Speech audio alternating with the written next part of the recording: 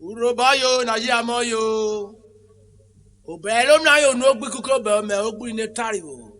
Akpona eba na mane se rivie mo. Wo de fefe na tasovo ke ya je fe na okimo nwe ya ifaso che ko fo kridie. O se de fe gano e mo era ni fe. O wo ivere ro omo o iso seven nipo. Ojo 7 yo de iso mo po mi mu ne we. Amade fe na se Ose God yo baba wa po amade feno se Ose God yo baba Ya amade feno se Ose God yo baba ya po amade feno se Ose God yo baba Wo mama ro ra ka ye o ra ma vigo e ka ye o ere yo amade feno se Ose God yo baba Oboro.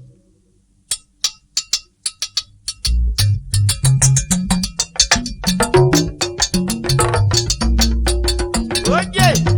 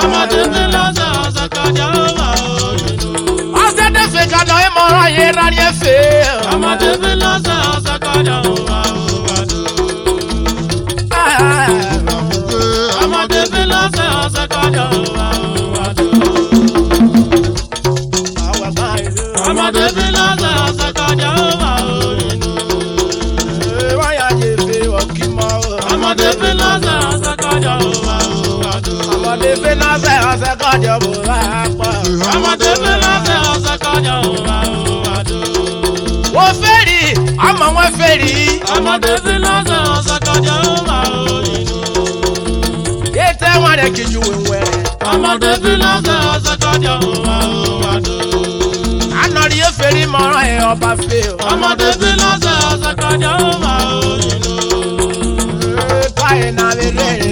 Ọmọdé fi lọ́sẹ̀ ọ̀sẹ̀ kọjá òwà òwàdó.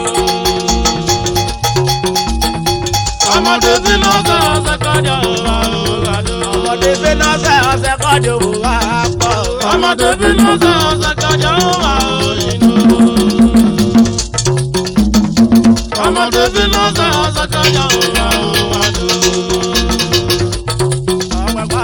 Ọmọdé fi lọ́sẹ̀ ọ̀sẹ̀ kọjá òwà òwàdó. Ọ̀sẹ̀ fọmọ pẹ̀lú ẹ̀kọ́ náà o. Ọmọdé fi lọ́sẹ̀ ọ̀sẹ̀ kọjá òwà òwàdó. Kó nàárẹ̀ yọ o, kó nèjò o. Ọmọdé fi lọ́sẹ̀ ọ̀sẹ̀ kọjá òwà òyìnbó.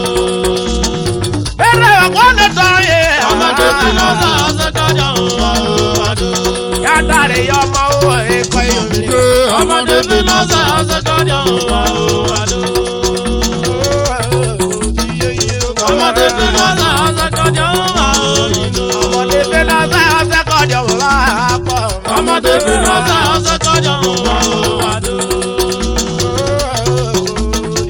Ọmọdé fi lọ́sẹ̀ ọ̀sẹ̀ kọjá òwà òwàdó. Ọmọdé fi lọ́sẹ̀ ọ̀sẹ̀ kọjá òwà òyìnbó. Ọmọdé fi lọ́sẹ̀ ọ̀sẹ̀ kọjá òwà òwàdó. Ọmọdé fi lọ́sẹ̀ ọ̀sẹ̀ kọjá òwà pọ̀. Ọmọdé fi lọ́sẹ̀ ọ̀sẹ̀ kọjá òwà òwàdó. Ọmọdé fi lọ́sẹ̀ ọ̀sẹ̀ kọjá òwà pọ̀. Ọmọdé fi lọ́sẹ̀ ọ̀sẹ̀ kọjá òwà òyìnbó. Ọmọdé fi lọ́sẹ̀ ọ̀sẹ̀ kọjá òwà òwàdó. Ọjọ́ yóò jẹ́ fáwọn ẹ̀. Ọmọdé fi lọ́sẹ̀ ọ̀sẹ̀ kọjá òwà òwàdó. Yẹ́tà pọ̀ ló di fọ́mọ́ tẹ́tẹ́ sí wọ́n ṣàrẹ̀ fún o. Ọmọdé fi lọ́sẹ̀ ọ̀sẹ̀ kọjá òwà òwàdó. Ọmọdé fi lọ́sẹ̀ ọ̀sẹ̀ kọjá òwà òwàdó. Ọmọdé fi lọ́sẹ̀ ọ̀sẹ̀ kọjá òwà pọ̀. Ọmọdé fi lọ́sẹ̀ ọ̀sẹ̀ kọjá òwà òyìnbó. Ayájẹ́ fi wọ́n kí mọ́. Ọmọdé fi lọ́sẹ̀ ọ̀sẹ̀ kọjá òwà òwàdó. Ọmọ kọ ìṣòkòkò. Ọmọdé fi lọ́sẹ̀ ọ̀sẹ̀ kọjá òwà òyìnbó. Yéèdè lọ́mọ rẹ̀ borí sí èsè o. Ọmọdé fi lọ́sẹ̀ ọ̀sẹ̀ kọjá òwà òwàdó. Òtádé fúnra kan ló dàrú di o. Ọmọdé fi lọ́sẹ̀ ọ̀sẹ̀ kọjá òwà òyìnbó. Ó jẹ́.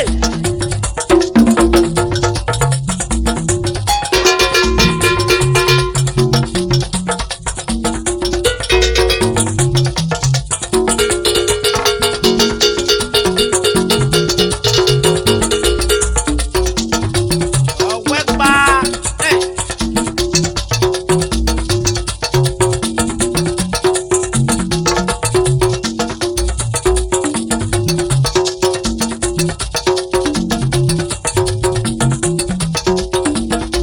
Ọmọdé fi lọ́sẹ̀ ọ̀sẹ̀ kọjá bọ̀ wá pọ̀. Ọmọdé fi lọ́sẹ̀ Ọ̀sẹ̀ kọjá òwà òyìnbó.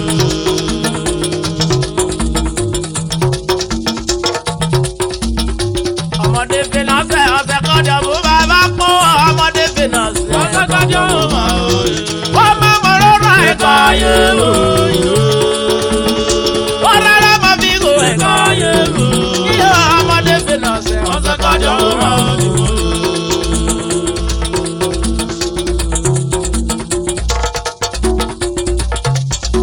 Ee, oyo iko ológun.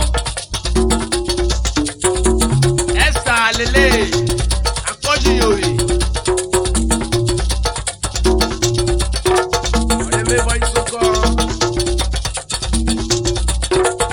Oyo ikọ́ mọ́ṣá rẹ̀ wẹ́. Èsì Moses ẹ̀sí ẹ̀tẹ̀. Ee, mọ́mọ́ oyo ikọ́ wọ́n ta tuntun fọ́. Ṣé màá bá mi pẹ́ ẹsẹ̀ wẹ́wà Moses ẹ̀sí ẹ̀tẹ̀. Oja mi àwọn di moto kàrò bẹ́ẹ̀. Oji kasi kàrò bẹ́ẹ̀. Ee, wọ́n mẹ̀ wọ́n mẹ̀ da wọ́n mẹ̀ rẹ̀. Wọ́n mi àwọn yóò kọ́ bá yẹ wẹ́wù.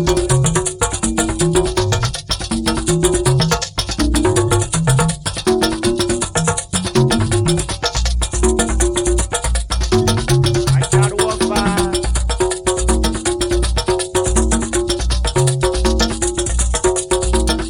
Ọdún ní. Yọ̀pẹ̀ ọmọjà mẹ́. Ẹsẹ̀ àtónì. Ó ló yẹ Ali atoro eweri. Yeworuke. Ano bi ku egbe gbaro.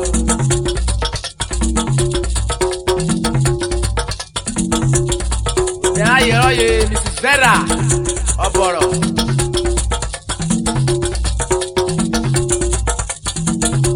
Ni we ko biwo. Wo ke ro bu ile bo duru ko me. Ko bresi wo ka peje.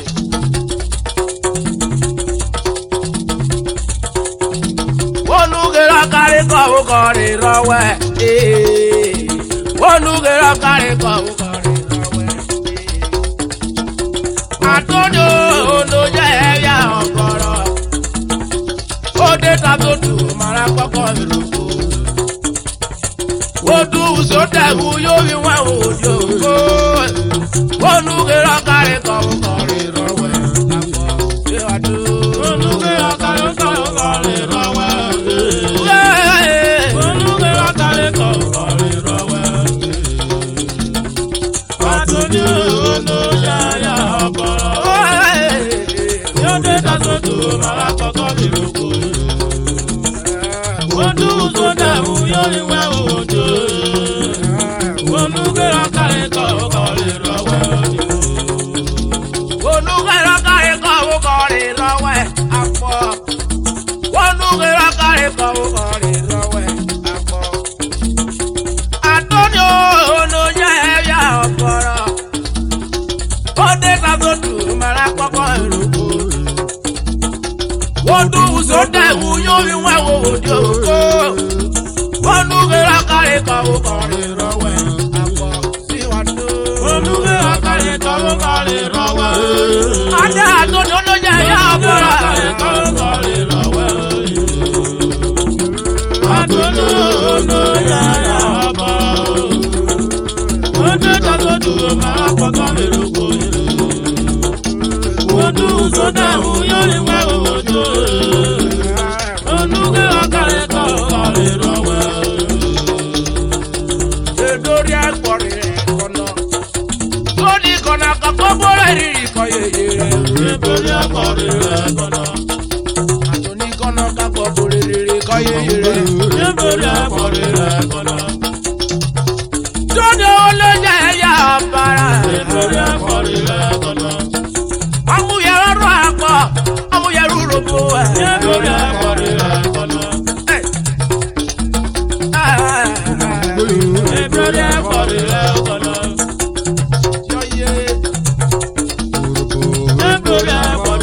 kono. Atoni rasi kuwe yo, orasi kwadra. Oruka bere lose, oruka bere loni.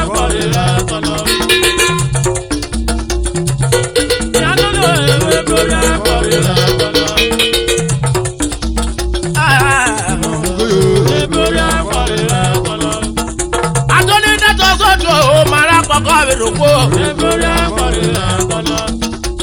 Ode gbigari obiya o ma ko iruko. Koko right yo, oje bi ko kadu. Igora to ni to wunu oju wo peti.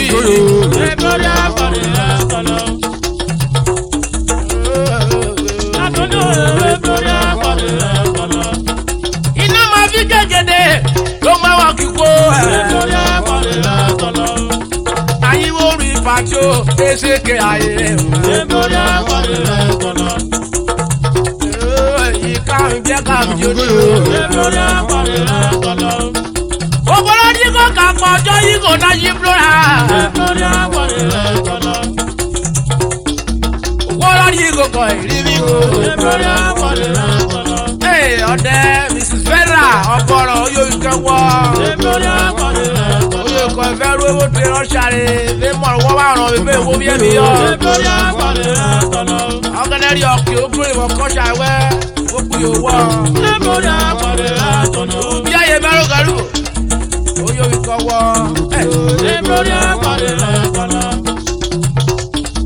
Olorogun polili aso. Olorogun polili aso ma ko pa sa pe ki o. You go fo pe. What are you watching? You go. You can warn you from me. I'm going Atoni kono kapo boleri koyo yire. Toni no mara boro irwo boro ye koyo ruwe.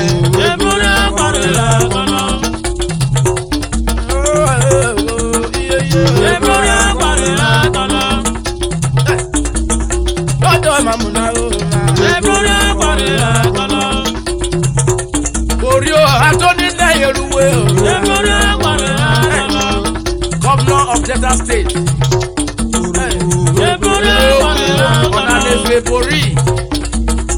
Tony Neruwe.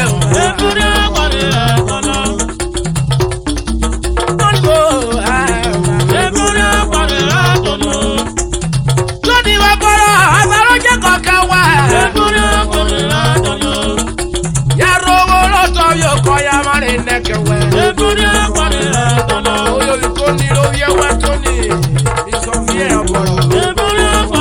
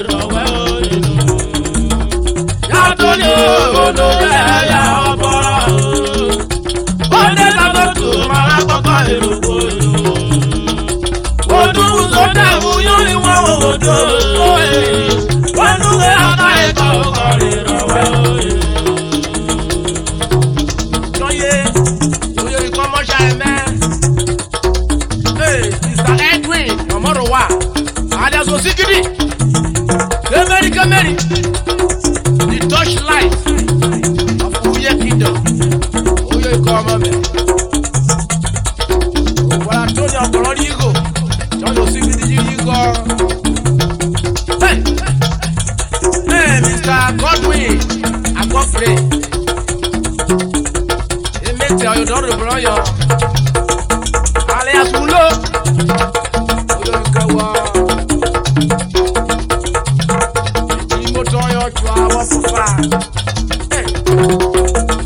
Hey, Mr. Abednego,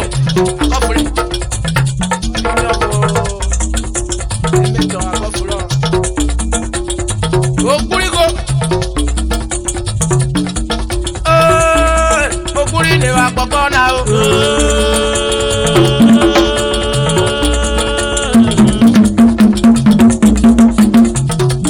Odulu kworo ma do.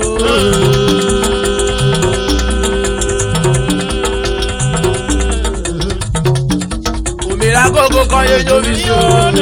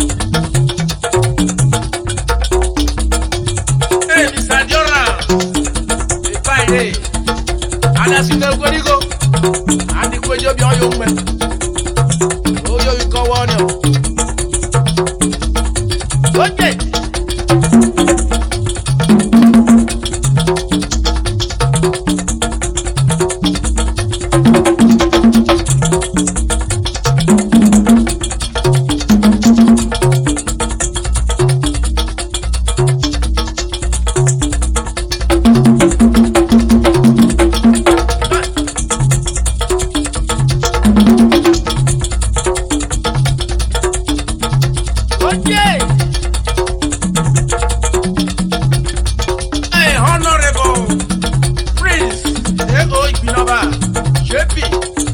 Who you call them? FCAI stroke MIOB. Hold on. Who you call one of them? What can we want?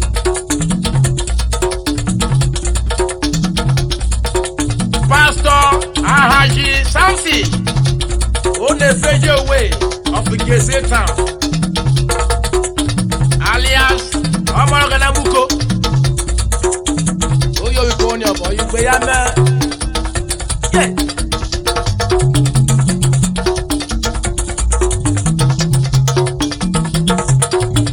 Chief Doctor Black and White. Or wherever, alias, if you are you, and not you more. This is Oboro over. Hey. Very loud.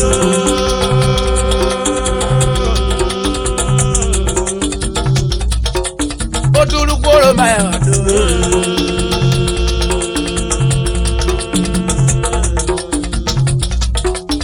Oh, miracle go hey, I see the amount of okay. Okay, no one. Hey.